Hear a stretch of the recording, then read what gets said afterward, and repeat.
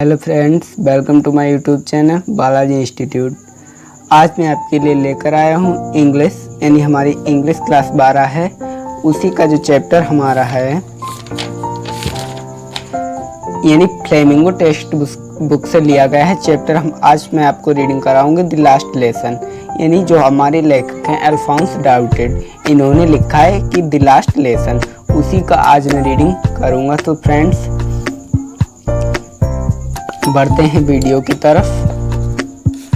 देखिए ये हमारा फ्लेमिंगो टेक्स्ट बुक से लिया गया है, ठीक है। तो इससे पहले मैं जान लेता हूँ द लास्ट लेसन, यानी जो अल्फोंस डाउटेड हैं इन्होंने लिखा है। सबसे पहले मैं जानता हूँ अबाउट द ऑथर, यानी लेखक के बारे में, ठीक है।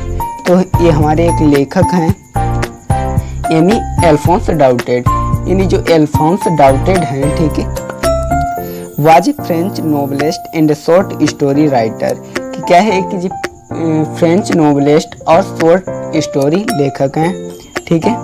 The last lesson is set in the days of French Prussian war 1870-1871 in which France was defeated by Prussia led by Bismarck।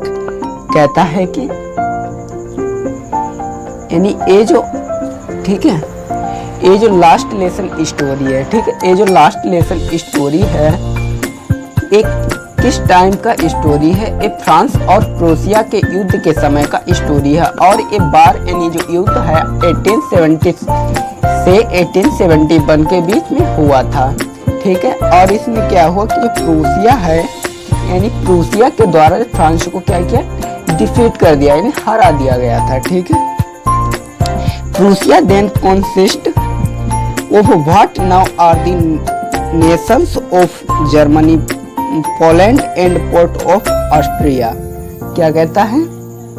In this story, the French district of Alsace and Lorraine have passed into Prussian hands।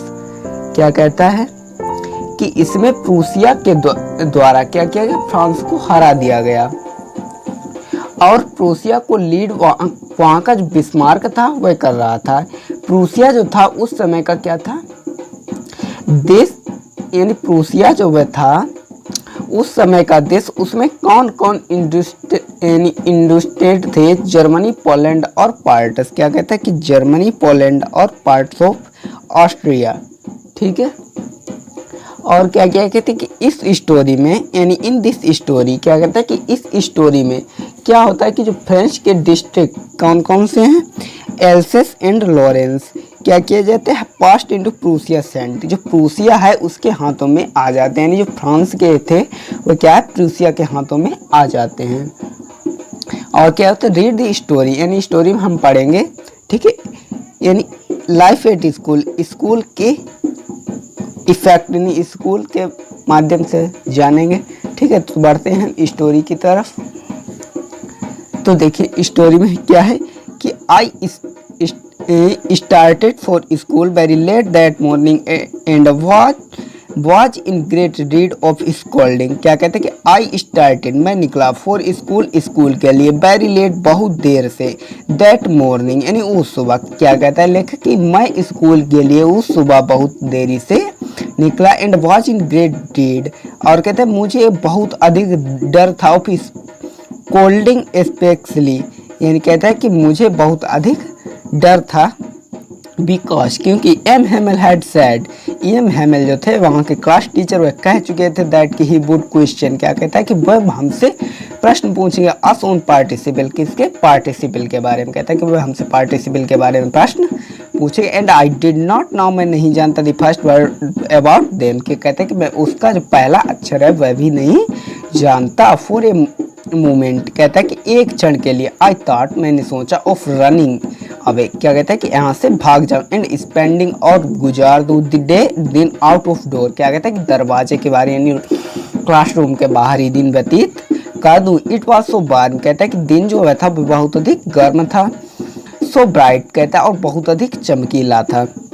The birds were chirping, जो पक्षी थे वो क्या कहते हैं, चहचहा रहे थे, ठीक है। एट द एज, किनारों पर, ऑफ द बोट्स, क्या कहता है कि लकड़ी है, पेड़ है वो उसके किनारों पर चहचहा रहे थे, उछल कूद कर रहे थे।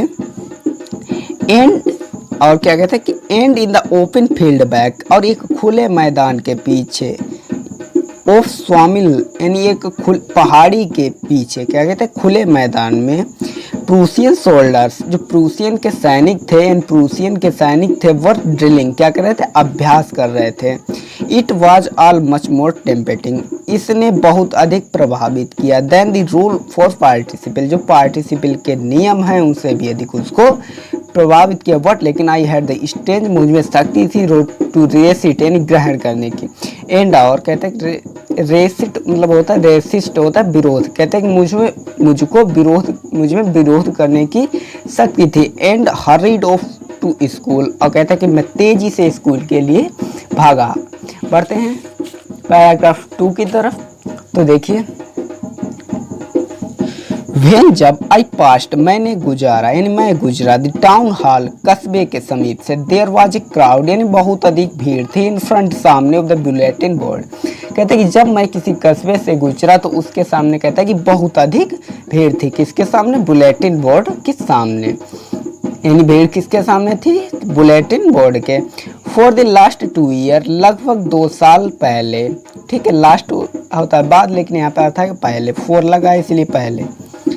अवर बैड न्यूज़, हमारे बुरे समाचार, हैड कम्स फ्रॉम देयर, यहीं से आए थे, द लोस्ट बैटल, जिस प्रकार जैसे युद्ध हार जाना, the draft, the order of the commanding officer, कहता है कि जो कमांडिंग ऑफिसर है उसके जो आदेश हैं। And I thought to myself, मैंने स्वयं में सोचा, विदाउट स्टॉपिंग, बिना रुके हुए, what can be the matter now, कहता है कि अब क्या मामला हो सकता है।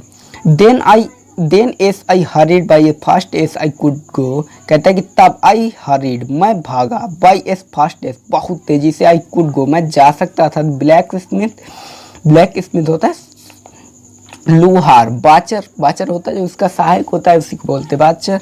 हु वाज देयर, यानी जो वहाँ था, विद हिज अप्रेंटिस, अपने प्रशिक्षु के पास, यानी प्रशिक्षु के साथ।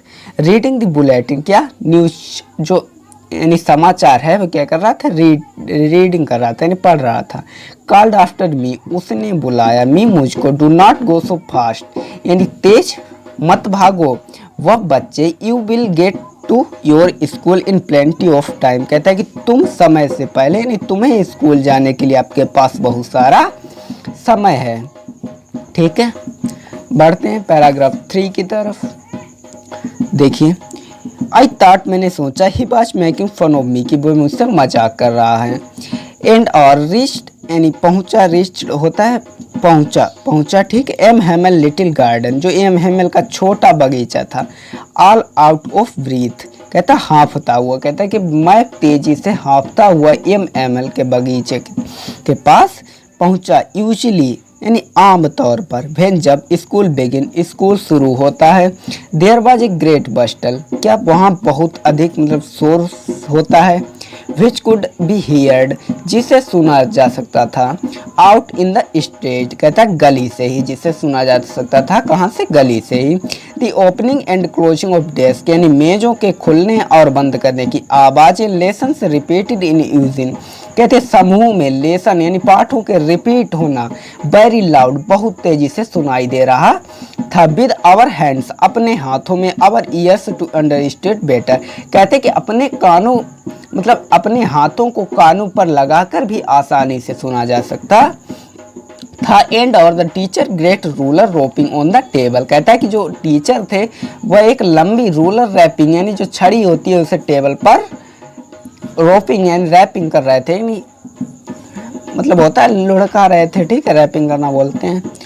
बट लेकिन now it was also still, लेकिन कहता है कि ये सब शांत था। आई हैड काउंटेड, मैं गिनती कर सकता था। On the commission get my desk without being seen, कहता है मैं बिना देखे ही क्या कहता है कि जब मैं गिनती कर सकता था यानी सहपाठियों की अपनी, ठीक है, बिना देखे ही। बट लेकिन ऑफ कोर्स, अब मतलब बाद में, ठीक है, कर्स तो बाद में। दैट डे, उस दिन, एवरीथिंग, प्रत्येक चीज, had to execute of Sunday morning, कहता है कि जो संडे की मॉर्निंग यानी रविवार की जो सुबह होती है बिल्कुल उसी के समान थी। जैसे कि रविवार की सुबह मतलब शांत होता, वैसे ही अब था। दो दी विंडो यानी कहता है खिड़की से, आई सा मैंने देखा, माई क्लासमेट्स अपने सहपाठियों को, ऑलरेडी इन देयर प्लेसेस जो कहता है कि वो पहले से ही अपने स्थानों पर बैठे थे, and M Hamel walking up and down, कहता है कि जो एम हेमल थे यानी वहाँ के क्लास टीचर थे वह अप डाउन कर रहे थे, with his terrible iron ruler under his arms, कहते अपनी भुजाओं में यानी अपनी बाहों में एक लोहे की छड़ी के साथ, I had to open the door, कहता है कि मैंने दरवाज़ा खोला, and go to before everybody, कहता है कि मैं दरवाज़ा खोला, ठीक है, क्या मतलब है बिफोर एवरीबॉडी यानी प्रत्येक, एवरीबॉडी होती है अंदर जन प्रत्येक के समान, ठीक।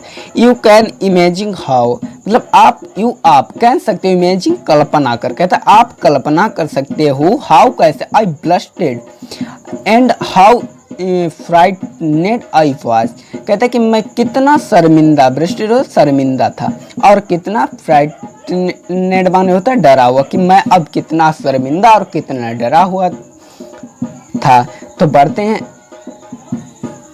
हैं अगले पैराग्राफ पर। तो दोस्तों यहीं पर आज छोड़ते हैं, अब पार्ट 2 में पैराग्राफ 4 की रीडिंग होगी, ठीक है। पूरा इसीलिए नहीं पढ़ा था क्योंकि वीडियो ज़्यादा बड़ी हो जाएगी, ठीक है। तो बढ़ते हैं पैराग्राफ 2 की तरफ, अब मिलेंगे अगली वीडियो में। Thanks for watching the video, नमस्कार।